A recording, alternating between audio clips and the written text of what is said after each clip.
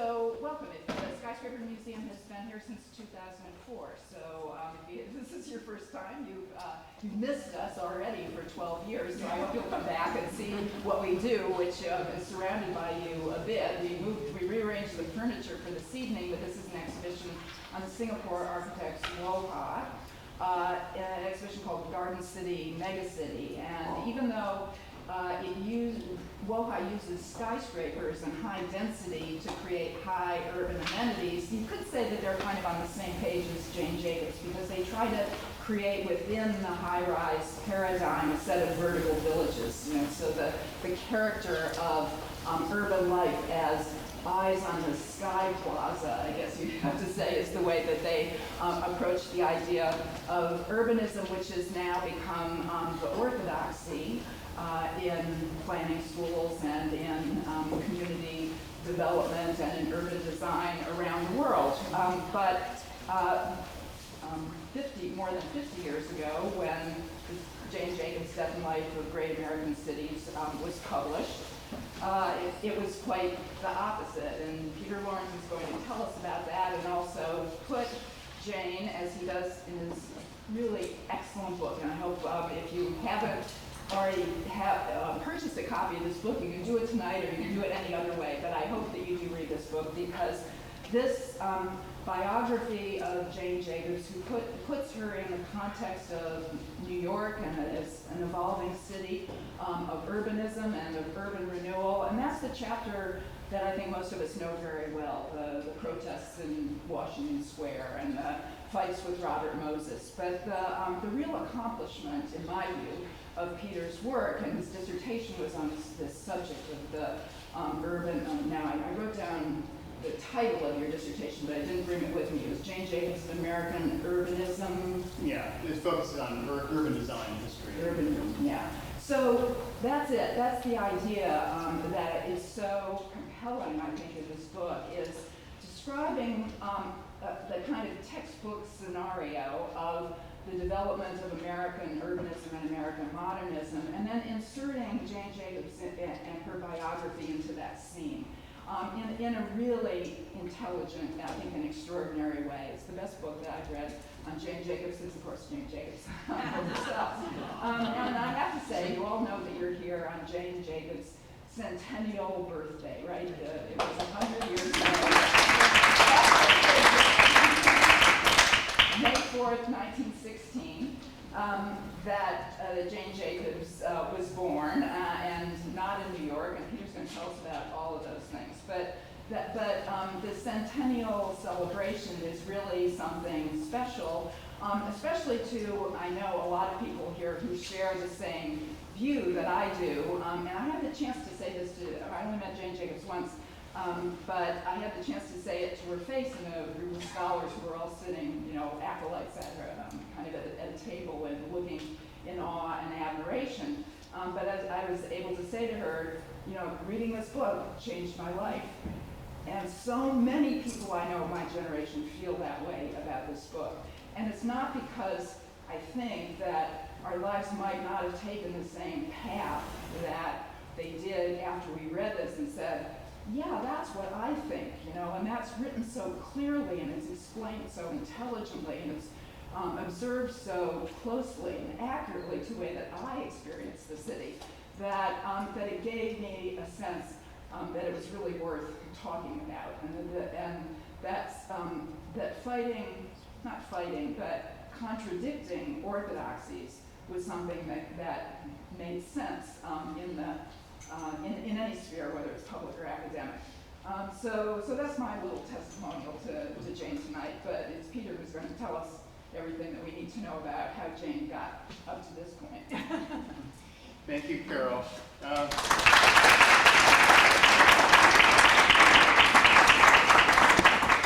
I can't tell you how excited I am to be here. Thank you, Carol. Thank you all of you for coming out. I hope tonight that you'll learn something about Jane Jacobs. And I hope we'll have a chance to talk a little bit about her ideas and legacy on the 100th anniversary of her birth. My name is Peter Laurence. I'm an associate professor and director of graduate studies at Clemson School of Architecture. But for longer than I've been doing that, I've been a student of Jane Jacobs.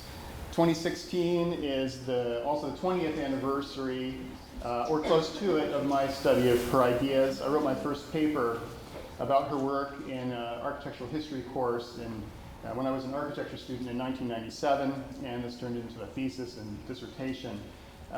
So Jacobs is a large part of why I became a scholar and an architectural and urban historian. So I have a similar sort of life-changing moment with Jacobs, and particularly the death and life of great American cities. And all of this, of course, is why I wrote Becoming Jane Jacobs. In this talk, which I'll get started with some notes, I'd like to tell you something about my goals for this book, as well as sharing with you some of my research about Jacobs' life and her work and the evolution of her ideas. Becoming Jane Jacobs is an intellectual biography that considers Jacobs within larger geographical, cultural, and intellectual contexts and histories.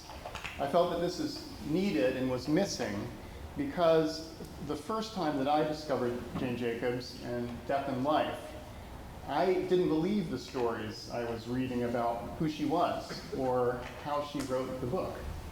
I didn't believe the myth, a myth that struck me as sexist, that Death and Life was written by a housewife who sat on the stoop of her Greenwich Village home and watched a sidewalk ballet go by.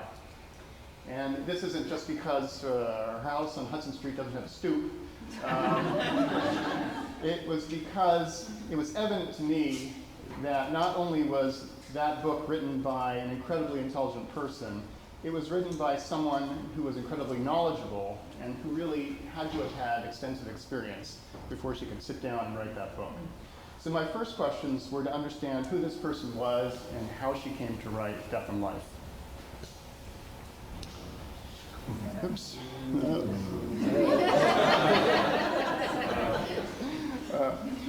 Let's see. I've got a slide out of order. Let's see. I can't go back now. Part of the question of who Jane Jacobs is coming to understand the relationship of her work as a writer and her work as an activist. In Becoming Jane Jacobs, I show how both of these aspects of her life work emerged, intertwined, and grew together. And I'll talk a little about that in the next 20 or 30 minutes. I should state here that I'm delighted with all the attention Jane Jacobs is getting today. You all saw the Google Doodle? Yeah. Last year it was Star Wars, right? Because of May the Force be with you. Okay. I'm amused by the myth of her as a superhero. I'm really looking forward to seeing the opera in its totality. I saw a teaser for it last fall. And I appreciate the ways in which Jacobs, in the history that she was part of, is being communicated to new audiences and to new generations through books like that graphic novel. And this is a slide I meant to show you. A slide that illustrates, for me, Jacobs' contemplative and active life, her vita contemplativa and her vita activa, which I talk about in my book. However, while I offer that Jacobs' life must be understood as being defined by, in almost a classical sense, this contemplative and active life, my primary focus in Becoming Jane Jacobs has been to focus on Jacobs' work as an intellectual, as a writer, and indeed a theorist, despite what she has to say about theory and experts. While I've offered an explanation of where the Death and Life of Great American Cities came from, I've also sought to provide a foundation in Jacobs' early life experiences, not only for Death and Life, but for the extensive writing that came before and after Death and Life, and came in 6 books that came after Death and Life. I'll turn to Jane's early life and talk about her experiences up until she wrote Death and Life, and perhaps a bit beyond, and then conclude with some observations about her legacy.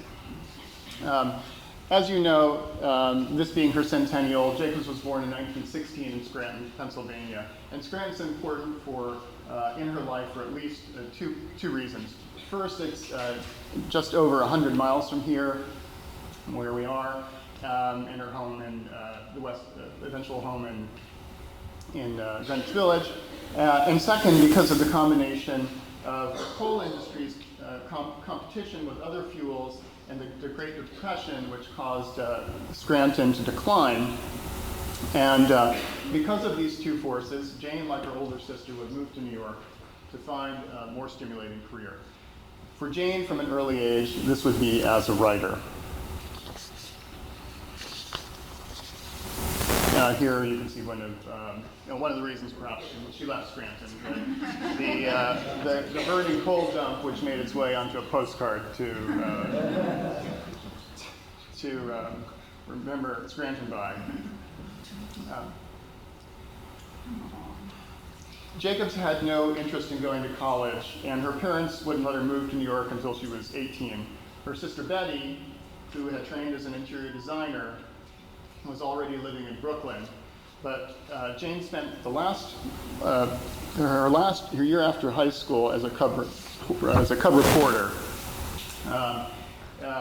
without pay, and this was her first taste of journalism. And very quickly, as was the case with every other job she took thereafter, if she wasn't completely stimulated by the job description, she changed it and pursued things that she felt that she was capable of doing. But in a number of months in the summer between the time she left her job at the Scranton newspaper and moving to New York, she had a brief experience which was nevertheless very poignant and memorable for her, one that she wrote about even in her last book. A number of months that she spent in the mountains of North Carolina, truly in the middle of nowhere, with her aunt, who was running a Presbyterian mission. And this experience was incredibly important for her because within a short span of literally months, she had the opportunity to witness, of course, what she knew about Scranton, to see rural life, which of course she'll write about later in books about economies and the way that cities are productive engines and how they relate to the suburbs and the countryside. This experience will also be incredibly poignant when she moves then to New York City in 1934. She moves here. I'm not used to saying that, so I'm used to give a talk here. At a point where the Great Depression had hit its low point, or one could say where unemployment had hit its highest. And this also meant she came to the city as it climbed out of the Depression and improved. Jane moved in with her sister in Brooklyn, and later wrote that they were so poor they were reduced to eating baby cereal, which was the least expensive food that they could find. And yet, Jacobs also said that the Depression didn't hit her or hit people of her age as hard as it did some others who were more established in their career and of course would lose a job. So in some ways, she was fortunate about the timing to arrive in New York as it was going to improve. And not only, was it the Depression, it was New York, right? So there were still things going on that were rather unimaginable in other cities, and then maybe anywhere else in the world. So for Jane, even in the Depression, New York City was alive, growing, and vital. And this was the New York that Jane experienced as a young adult. At the same time, the city was planning for the future. This was a homegrown modernism and a desire for a modern city with skyscrapers, cars, and highways that is very familiar to us today, I think. And I would point out in no way required Le Corbusier or European modernism. Before modern architecture had arrived on the scene, there was already traffic congestion, a call to widen streets, to build highways, and to adapt the city to the automobile. Nevertheless, I do point out, and this is perhaps appropriate here, at the Skyscraper Museum, not only did Le Corbusier think that the Manhattan skyscrapers were too small, but more significantly in a comparison of Le Corbusier's impressions of the city in 1935 when he visited Anne Jacobs at the age of 19, they appreciated very different things about the city. Of course, Le Corbusier was amazed by the skyscrapers, despite saying that they were too small. I don't think, and maybe Carol, you know, that Paris had any comparable skyscrapers at the time. So this was Le Corbusier's first experience of the skyscraper, though they were too small. But moreover, the parts of the city that he was most interested in were, of course, the parts of the city with the skyscrapers, namely the financial district in Midtown. And by comparison, and I discussed it, of course, in greater length in the book, what Jane found was what Le Corbusier called the miserable no man's lands and wastelands between these two built-up areas of the city. While looking for work, Jacobs explored Manhattan, and unable to find the kind of writing job she wanted, she turned to freelance writing. She wrote 4 essays about what she described as the working districts of the city. And her essays on the leather, fur, diamond, and flower districts show Jane, while still a teenager, to be observing and analyzing the intersections of physical, human, and economic geography in ways that she continued to pursue throughout her life.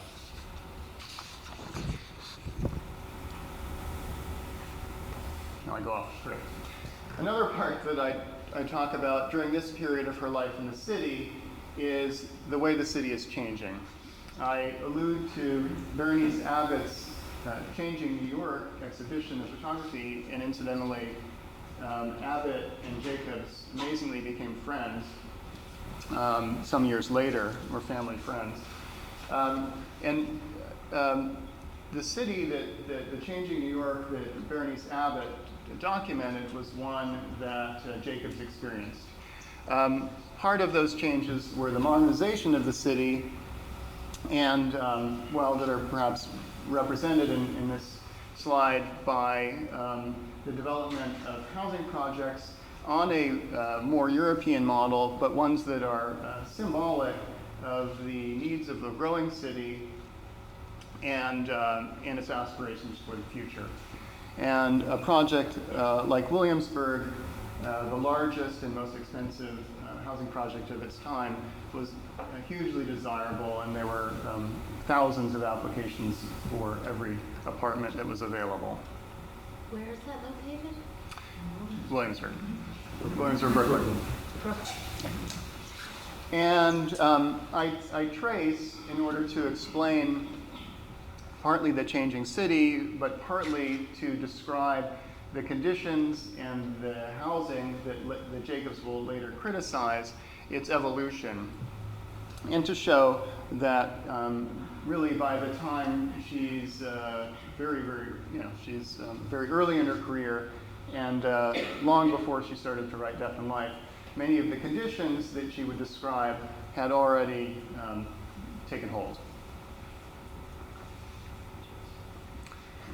In the 1940s, Jacobs had a number of experiences that included 2 years of college at Columbia University in the School of General Studies, the Extension School. And Jacobs is pretty well known for telling this story as follows.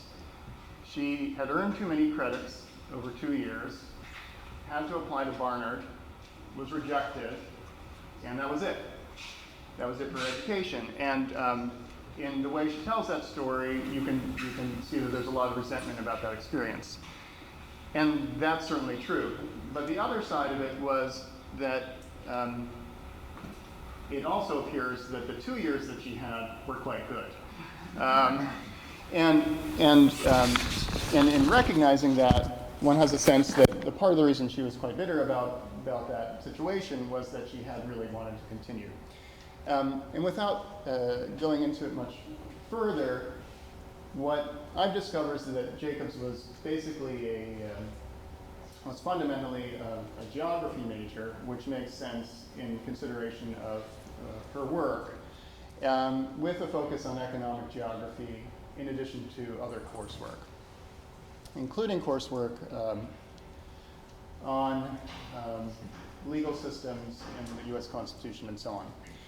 And so although Jacobs didn't graduate, she did have a Columbia University Press book by the end of that experience. Now, if anybody can tell me, they didn't know about this book's existence before her passing, if anyone can tell me why she never mentioned it, I'll give you a free copy of it. And one of those, too. What? She plagiarized.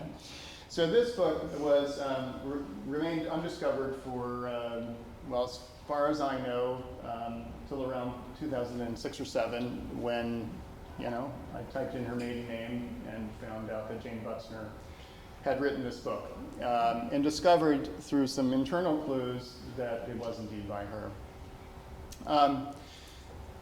One of the things that's notable about this book, two things that are notable about the book is that it was actually a good book. It was well reviewed. There's very little of her voice in this book, which is primarily the parts of the Constitution that were edited out.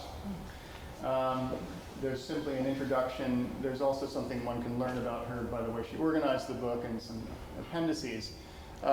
But it was well reviewed and actually has continued to be cited into recent decades. But what I see in it is her attempt to understand a certain type of infrastructure. In this case, not the infrastructure of a city, but the infrastructure of a society.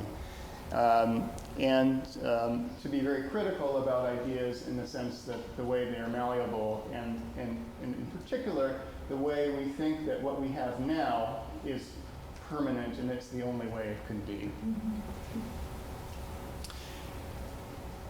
After leaving Columbia, Jacobs finally found work as a editorial assistant and worked her way up at a trade magazine called The Iron Age. And I won't say much about this period and about her experiences of writing for The Iron Age, except to say that she didn't like it very much, but that it offered her, in the years before the war and then into the early war years, a view of what was, by the time the war had started, a very important industry, the metals industry. And she traveled around the Northeast to visit factories and to come to understand this whole industry. But the technical writing didn't interest her as much as the kind of topics we're familiar with. And so she quickly became involved in some extracurricular activities, which included trying to organize her coworkers into a union, which wasn't that out of the ordinary at the time, but her interest was primarily and probably almost exclusively to advocate for equal wages for the men and the women on the staff. Her boss was aware of her union organizing activities. It was really the extracurricular activities that finally he couldn't really tolerate. She was doing research for the magazine and then publishing similar stories in newspapers. But one other thing that I want to point out about this time is that it is her first activist writing project emerges at this time, where she writes about Scranton as a neglected city during the early war years, and through a letter writing campaign, visits to DC and war production boards, and to state senators in Philadelphia and Pennsylvania, advocates for bringing industries to Scranton. Her story goes viral, so to speak, as it might, as it could, as these stories might do in the 40s, but it's covered, it's widely syndicated in many papers, and factories do move there, and it is truly a success for her as an activist on behalf, in this case, of her hometown.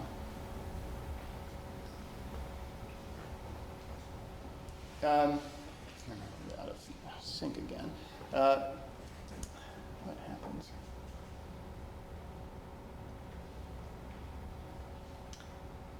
In let's see. During the when she leaves the Iron Age, she joins the war effort and joins the Office of War Information. And at the OWI, she takes on a project which is a precursor of this magazine that's called America Illustrated. During the war years, a magazine was created to talk about to have an exchange with the Soviet Union, and when the war ended, the operations were absorbed into the State Department as America Illustrated.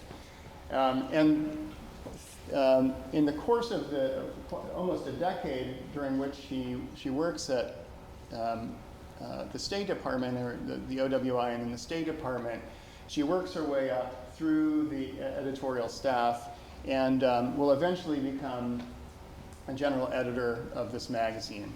And America Illustrated was modeled on Life magazine, and it really was an ideal job for her. It was modeled on Life magazine, but with no advertising. It had a rather, unlimited budget, and it was about the best writing job that one can imagine in terms of being able to cover any story about the United States. And this will include, as these two covers show, American suburbanization and urban renewal in and around 1950.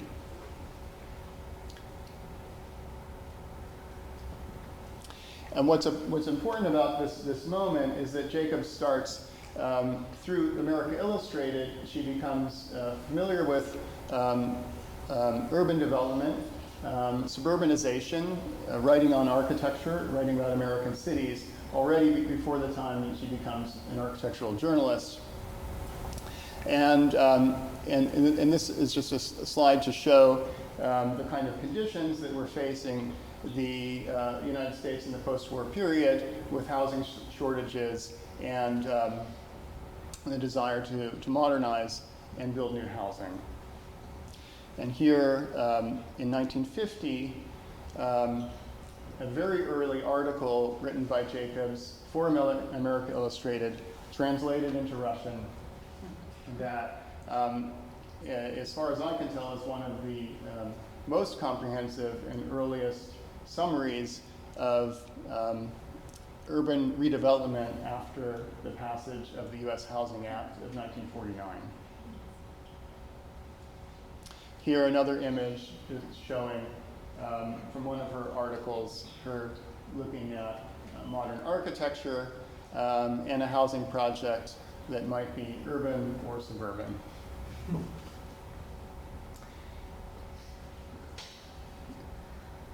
In the late 40s and early 50s with the Red Scare, employees who had transferred from the war agencies like the OWI came under suspicion because it was believed that although employees had entered the war agencies in a bit of a hurry, when the war ended and the Cold War began, additional screening was necessary. If Joseph McCarthy had a list of State Department employees who were suspected of having communist sympathies, Jacobs would have been on that list. And because of McCarthy's pressure and on the State Department, and in particular a branch like Jacobs that was writing for a Soviet audience, and because Jacobs listed Alger Hiss as a reference on an annual employment forum, she became a subject of a multi-year investigation by the FBI. In the end, the magazine branch here in the city would be shut down and moved to Washington.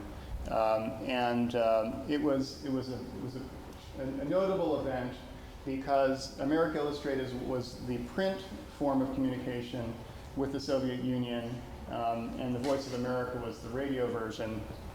And the loss of America Illustrated was seen to be quite a blow. It was written up in the New York Times, and as was protests of Jacobs and her colleagues about the shutting down of the office and its move to Washington, D.C.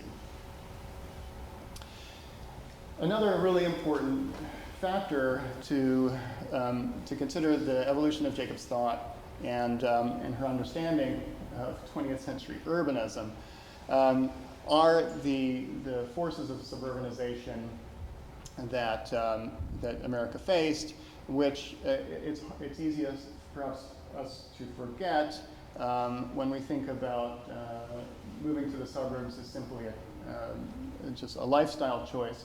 At the time, it was much more than that when it was believed that during the Cold War, cities might be the target of attacks.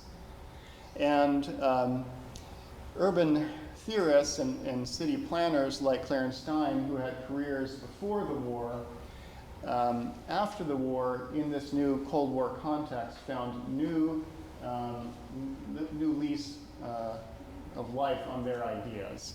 And in the introduction to New Towns for America, Stein talks about the need to decentralize for safety, among other reasons. When Jacobs leaves the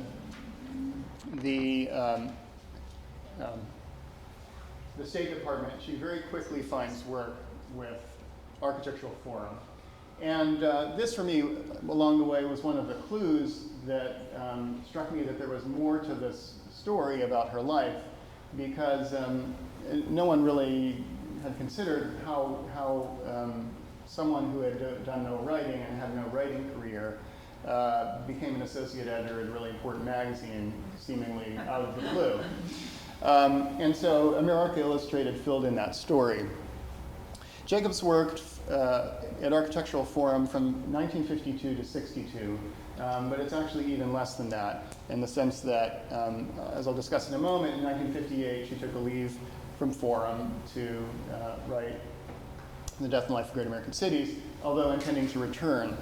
But one of the important archival clues that I found along the way was that Jacobs indicated that she had written for the 72 or so magazines during this period, every one of them, over these number of years. And then my project became to find those. But what I'd like to say at this moment, to put give another perspective on this particular set of years from around 1950 to 1962, is that it matches very closely the emergence of urban renewal and urban redevelopment and urban renewal.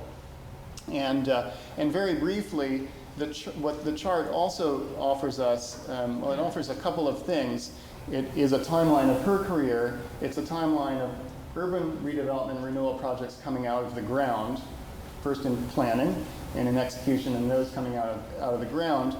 It shows us the difference between the Housing Act of '49 and then the much steeper climb after the Housing Act of '54,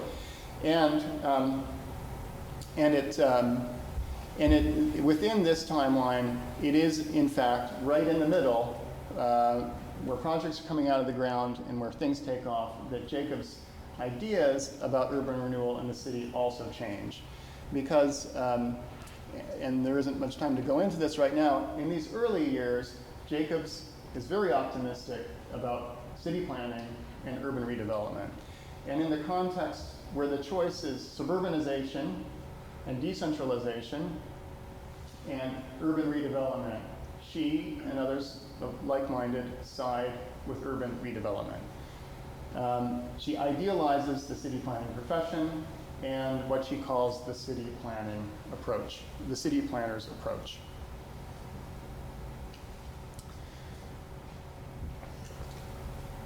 Architectural Forum is in a sense her university. It's part of her education. It's impossible to imagine her writing Death and Life without the years that she spent at Architectural Forum, which was headed up by Douglas Haskell, who, like her, had no training as an architect or city planner, but nevertheless was known as the Dean of Architectural Editors for his long career and his leadership in the field. I want to run through a little bit of her career at Architectural Forum rather quickly. She begins as a hospital specialist, but very quickly segues into writing about this new building typology called the shopping center. And those are some of the first stories she covers.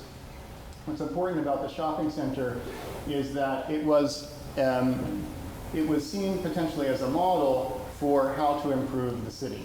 The shopping center was seen as the force, in the sense that Main Street was competing with, and urban redevelopment offered an opportunity to learn from shopping centers and learn from suburbs. And that's in fact what Jacobs was writing about at the time. So she was in Baltimore. She was writing about and visiting Philadelphia very often. She knew Philadelphia well, and Philadelphia was an important part of her journalistic beat. She was in Cleveland and writing about housing projects, talking about a whole host of social issues related to them, and even still at this time writing quite favorably about these suburban housing projects.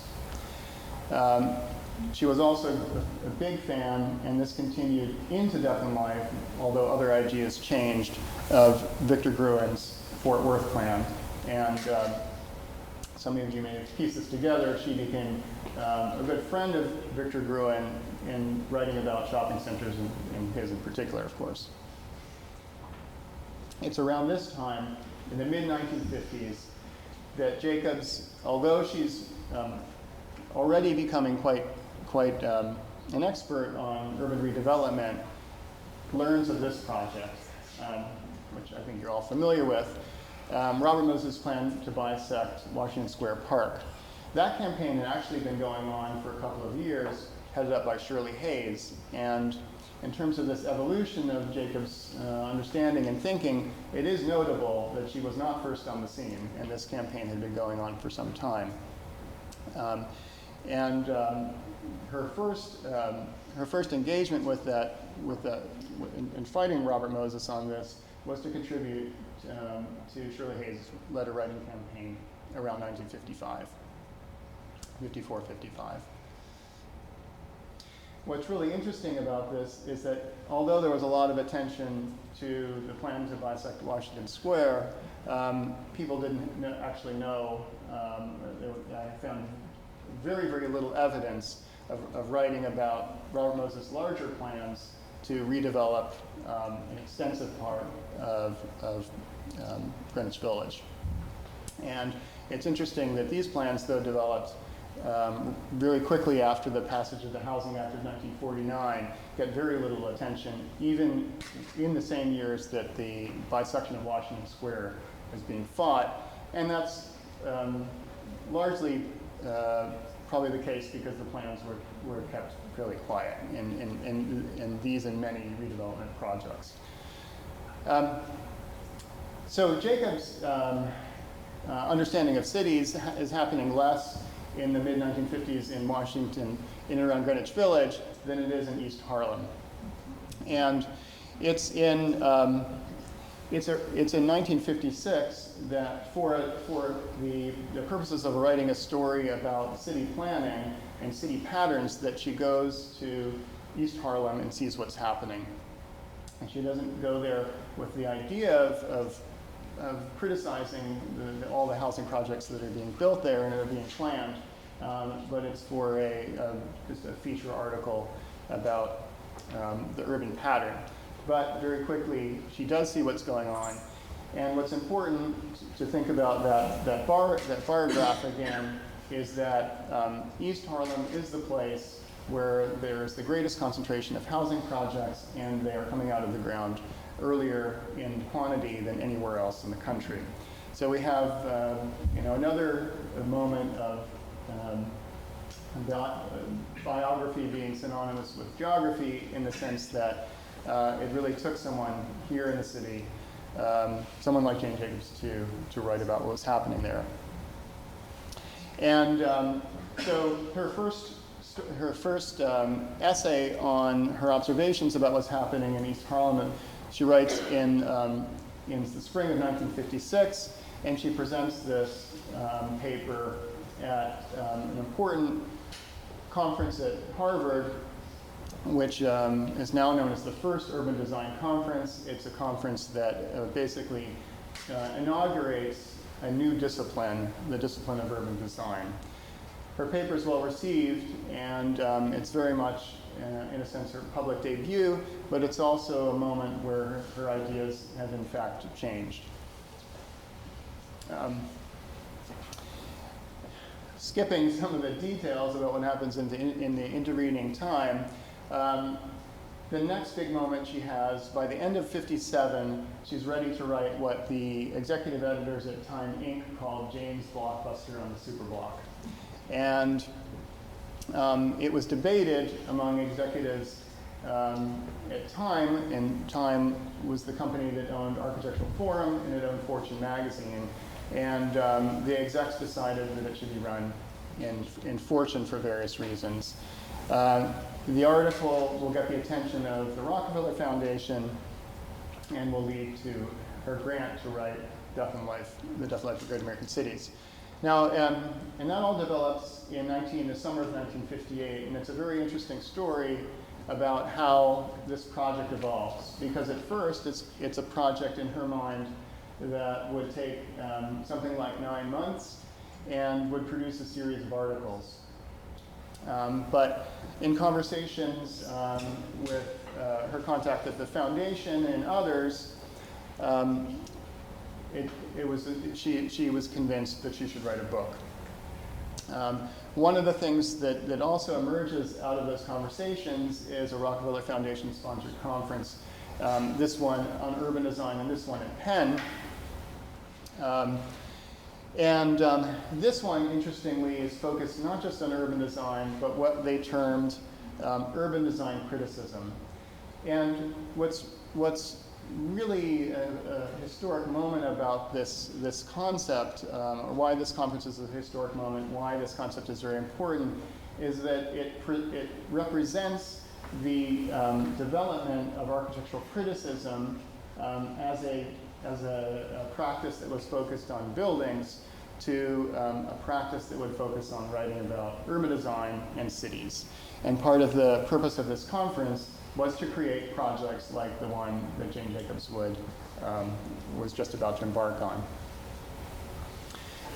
And it also, without going through some of the details of the who's who, it shows that Jacobs was connected to a pretty elite group of architects and city planners and theorists, and that was a very important background as much, it's part of what Architectural Forum had given her access to the same people, and then her work with the Rockefeller Foundation also expanded her networks.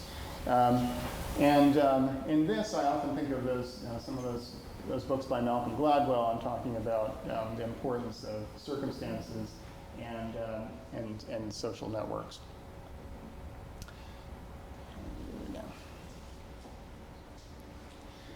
moving to the conclusion of my talk. The last chapter is focused on writing Death and Life itself.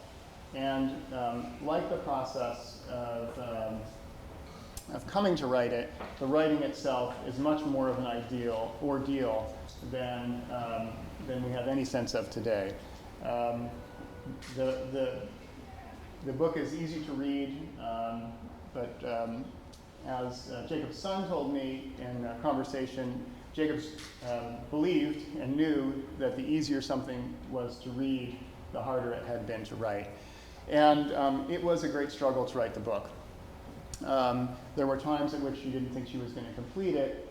There was a lot of learning along the way, and there are amazing letters from her to her contact with the Rockefeller Foundation about her struggle, her sense of the growing importance and need for her book, and eventually also her ambitions for the book. At just the moment where her first grant is going to expire, and she's despairing about completing this project, she's also understanding how important it is, and this passage gives a sense of her ambition. The idea that she sought consciously to create a different system of thought about the great city is something that we don't necessarily think, and for decades people have not really fully appreciated, was in fact her intention. We know that she did that, but somehow or another the sense has been that it just happened.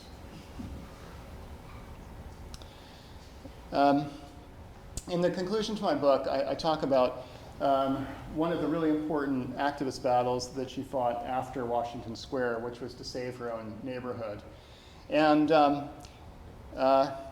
the circumstances of this one were incredible. She had sent the manuscript off to Random House at the end of January of 1961, and 3 weeks later opened the New York Times to learn about this project that was not going to include just the West Village, but an entire swath of the island with 2 anchor points on the east and west. And so that battle was much larger than people realize today. It wasn't just about her home or her neighborhood. But one of the things that I point out about this battle for the West Village, it wasn't, again, just about a small number of blocks. For the Planning Commission and for other planning professionals, it was a battle for planning itself. And so when one reads the report where the Planning Commission says, yes, we're going to designate this area for urban renewal, despite local protests, they believe that it is urban renewal or nothing. And that, I think, gives a sense of what the paradigm was, as Carol suggested in the introduction, and what she achieved. Here's just a shot, a great photograph of her in one of the meetings that took place during these years in a Lion's Head coffee shop. And quickly, very soon after the Save the West Village battle was won, she was pulled into the Lower Manhattan Expressway. And I won't go into that. To wrap up, I've tried to give you a sense of the first half of Jacob's career and to trace the evolution of her ideas in the context of American urban history, as well as the origins of her vita activa and contemplativa. In the book, I also address many topics that would require more time. What she had to say about race and gentrification, her interest in complexity science, questions of her ideology, the question of whether she was a libertarian or not. Spoiler alert, she was not. But I also discussed paradoxes in her thinking, including the dilemma of governing a large city, the need in her mind for an engaged local democracy, the significance and importance of tenure, of neighborhood tenure in a mobile society, and the question of planning itself. Because she didn't believe, she wasn't an anarchist either, she did believe in some level of planning. In my book, I've shown that there's an unknown Jane Jacobs still to be studied for many years to come. We'll be celebrating May 4th, Jane Jacobs' birthday, long into the future. Thank you.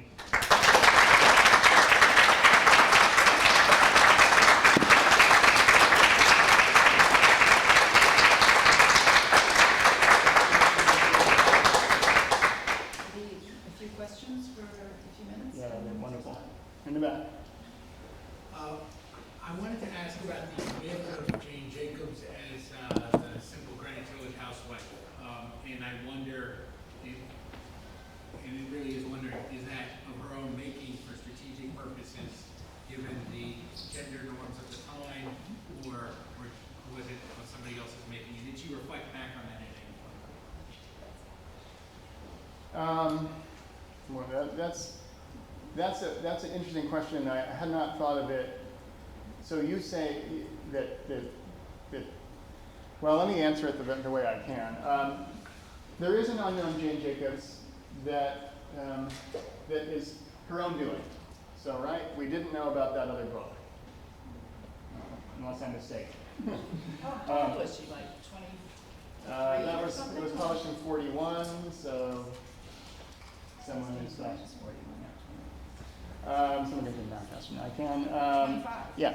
So she hadn't told us about this book, and she didn't tell us about having written for 72 magazines and having a long list of feature articles in them. Now, there's a couple of reasons. There's reasons for that. At the time, staff articles weren't bylined. Generally speaking, they were not bylined. In special cases, they were. So her essay, her study of Washington, D.C., and the planning and the state of Washington, D.C. is America's capital city. I think around 55, that had a byline. But most didn't. One of the things I provide in the back of the book is a bibliography of a number of really important articles that I talk about that she wrote. So all these articles from across a number of cities. So that she could have told us and didn't. Why? As I offer in the introduction of the book, part of the unknown Jane Jacobs is of her own doing, but I think that there are reasons for it. While she was writing Death and Life, she was quoted in the New York Times in an article about urban renewal, and she was considered to have sounded off. And she was presented as a writer for Architectural Forum, and once again, the Time Incorporated executives, the Time executives caught wind of this, and they told Douglas Haskell to have a talk with her. And although he was a huge supporter of hers, and it's difficult once again to imagine her have written the book without his support and the support of others, he said, you presented yourself as a spokesperson for the magazine, and really you need to do this book as an individual. And because she didn't know what was going to happen with the book and planned to return to Forum and needed the job. And once again, she really did not have the money to write this book without the foundation support. She literally did not have the money. The foundation support allowed her to take a leave from the magazine. They paid her, they bought her out. So, but this issue of needing to write it as an individual is part of the reason I think that it has the character that it does.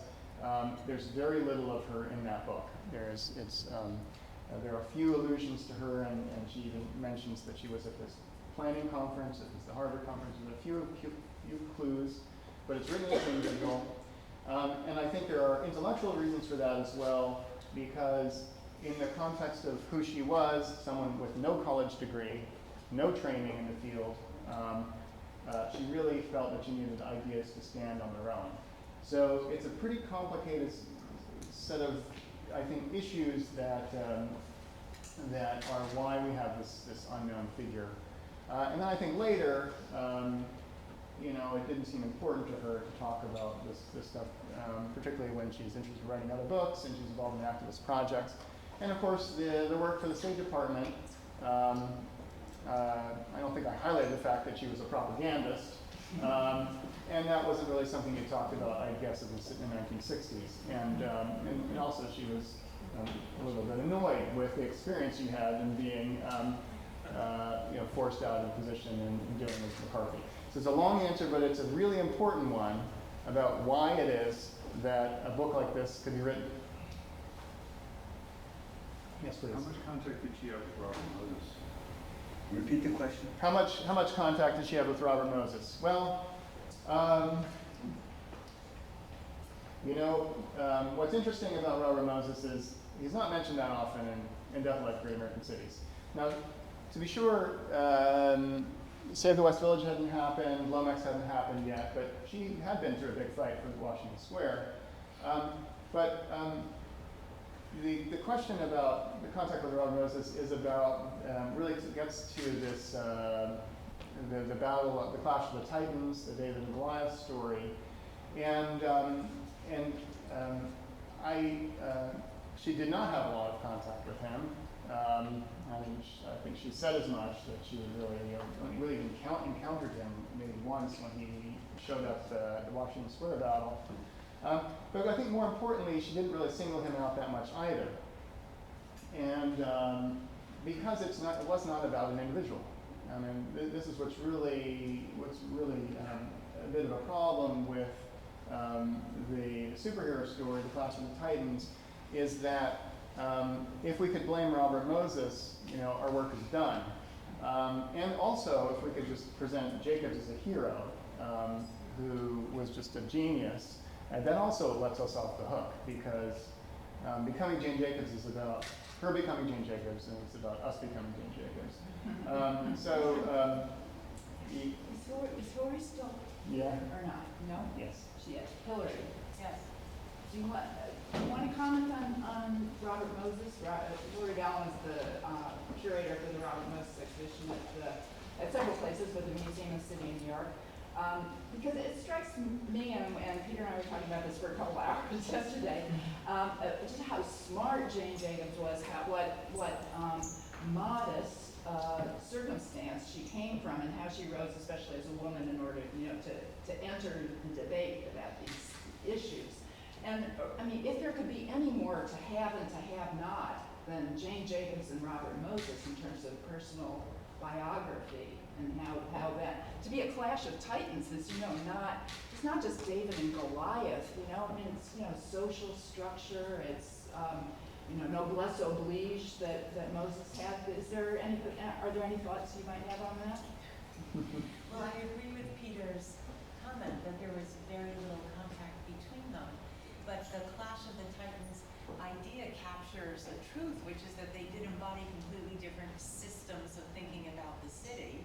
And in that sense, they stand for two opposing paradigms. But her great, as Peter said, she wasn't the chief citizen activist in the Washington Square battle, which is the battle among her battles, the only one that Robert Moses was directly involved in. I mean, he had largely retired from affairs when the Lomax battle played out, for example. And you showed a drawing of a plan of East Harlem. Those were NYCHA projects. Those were public housing projects in East Harlem. Those were not the 1949 urban renewal projects, which also speaks to the point that Carol, or that you just made. This is much bigger than a person. This is an orthodoxy that was widely adhered to, even in progressive quarters, right? The super block clearance idea originated with housers, with reformers who thought it was the best option for improving the city.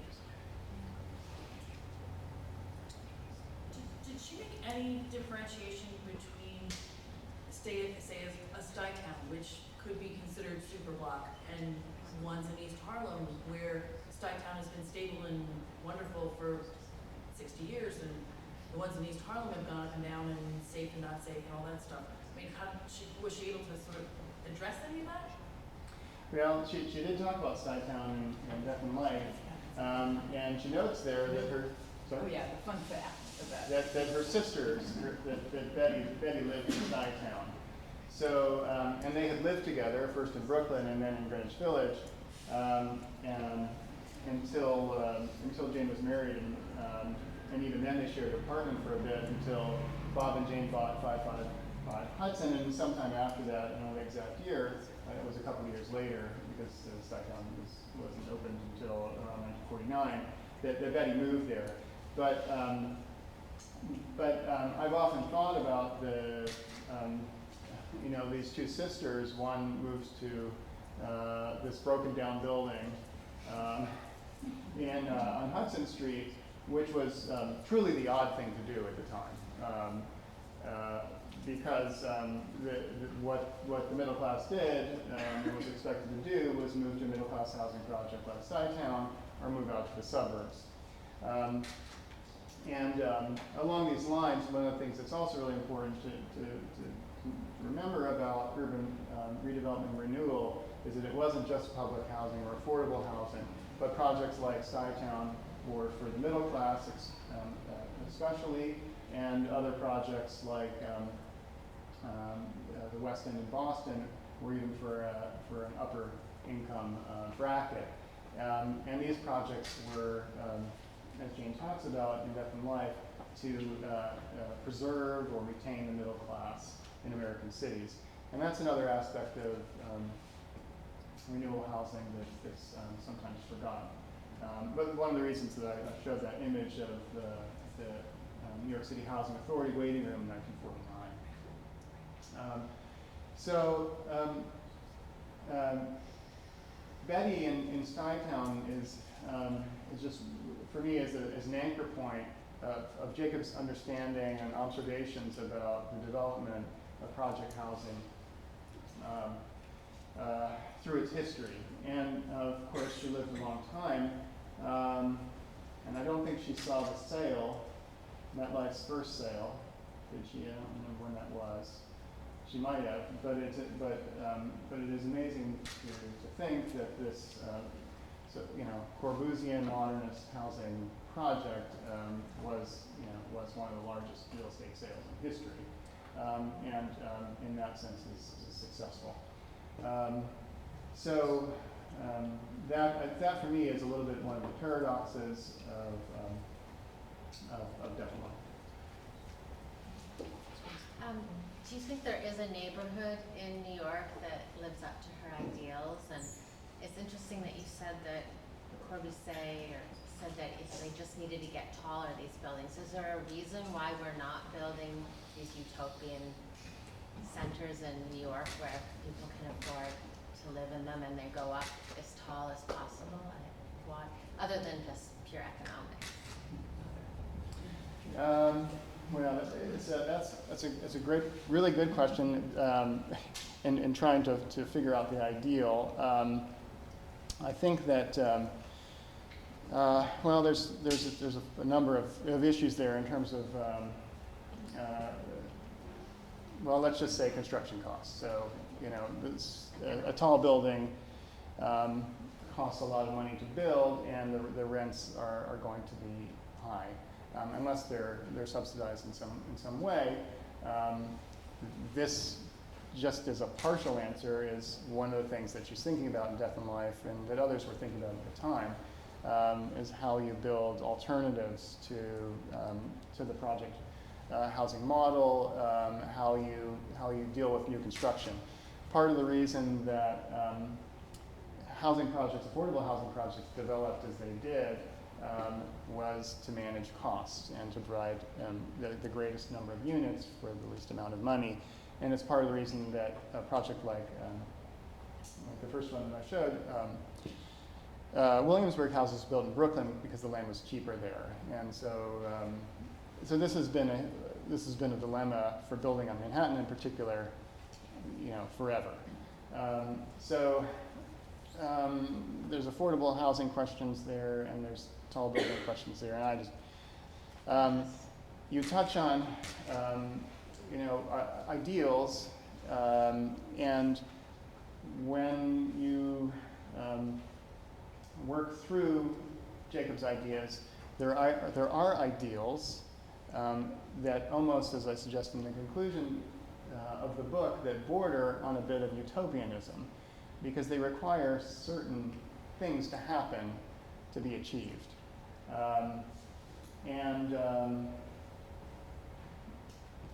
She would say, well, we have what we have because we sort of want it that way, but we can change things.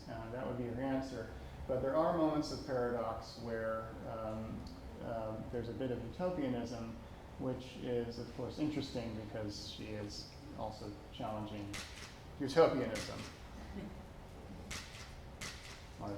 Hi, thank you for a wonderful, wonderful talk. I was thrilled to hear about these early writings of Jacobs, about her writings as she comes to New York and encounters the everyday neighborhoods of the cities, especially in Manhattan, it sounds like, and that she and Bernice Abbott became great friends because they each, of course, record. Now, I know they both record these areas. Are those papers published anywhere? Are they in her papers at Boston College, and how can we get access to them? And then there's a follow-up question to that. Did she write at all or allude at all in those writings to the ways in which New York was changing, the ways in which the New Deal programs were altering the face of the city in ways that one might imagine she would have had some sympathy with, or may have had? Yeah, two great questions. So the first essays, some of them had survived, and some of them were both. Well, there's a very important book that was put together after her papers were collected at Boston College. It's called Ideas That Matter. It's a really important resource. Has a lot of historiography, a lot of reactions to the book, and has some primary sources. And I think there were 2 of the essays in there. 2 were lost, but it was known that 4 existed. And they were published in Vogue magazine, and I went through microfilm until I found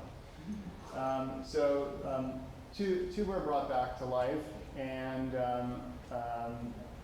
the citations are in my book, and I talk about them in the book. And some of them are more interesting than the others, and some of them are more lyrical than others. But the good news about this is there's going to be another book. There'll be a couple of books. There's going to be another book coming out this year by Sandy Zip and Nate Storing, which is going to be collected writings. I have a question about the perception of death and life. Owen's question reminded me of the Lewis Mumford review in the New Yorker. That's what I was thinking. Yeah, he may not have been responsible for the title, but as I recall it, and you correct me, but it's something like Mother Jane, right? Mother Jane's Home Remedies. So it really plays with that housewife identity. But the critique, as I recall, is really about her naivete about urban economics and the evolution of capitalism and its impact on the city. And I just wondered if there was any record of her response to it, or perhaps other interesting reviews, and given that she subsequently wrote books about the economy of cities and so forth, I just wondered if you thought that, how she registered that critique. She saved reviews, even the terrible ones, and I don't know the reaction to that one. I think there was correspondence about it, and I probably don't remember it. There may well have been some. I remember more of the stories on Mumford's side. There's a story that goes, he was so incensed and so angry that it took him a year to write it, and then it had to be cut, and it's really long, by 75% or something. I mean, it was an incredibly long diatribe. That's more of what I remember. Well, there's no question that it was sexist. The things that struck me most about it were that aspect of it. Of course, there's the title Mother Jacobs, and it's very much and it's not all condescending. And he gives her a couple of points, but they are very limited to a kind of domestic sphere. And one of the things, interestingly, that he really focused on was the question of safety. He says something like, for Jacobs, the problem about cities is all about safety, which also has a kind of, potentially a similar, if you were just a man, the city would be okay for you, that kind of tone to it. But then, he does get into his expertise about housing, and she doesn't know enough about this. He also blasts her for her domestic focus, for her focus on the neighborhood and relationship to the everyday life of families. This is not really adequate for anybody. And this, for me, what stands out in that essay is the sexism. It is just so outrageous. Yeah, and there's a sense in that that I think was expressed there, but may have been felt more widely, that she doesn't have the capacity to see the bigger problems of the city, an entire metropolis, or regional planning. And this is, for me, why I appreciate all the attention to the sidewalk ballet, but that is what Mumford gave her. The sidewalk life outside her doorstep that she could observe from the kitchen effectively, right? And so there's a sense about, in many reviews at the time, that, okay, she's got some good things to say, but, it's just, they're limited, right?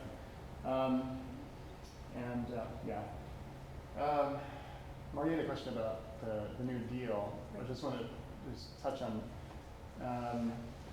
real quickly, because you were asked. Jacobs, she was not a New Dealer, and she was really opposed to the third term.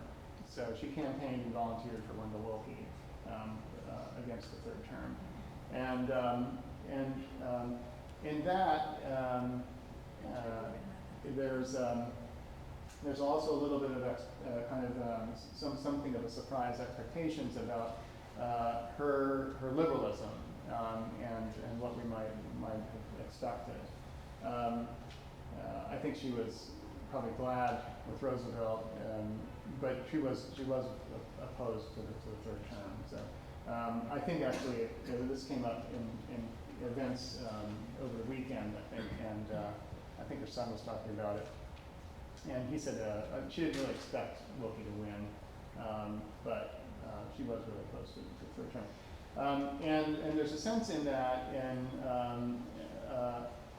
that does a little bit follow her political philosophy in terms of local versus federal control of the society. And although it's an ideological model, it's I don't know is quite as strong today. There can be, it shows that there was a different kind of liberalism. So I think we could go on forever, and we do have a reception, and you can certainly purchase one of the books and read everything in detail. And I know we want to thank Peter, but we also want to say, on the count of 3, happy birthday, Jane Jacobs. Happy 100, Jane Jacobs. 1, 2, 3. Happy 100, Jane Jacobs.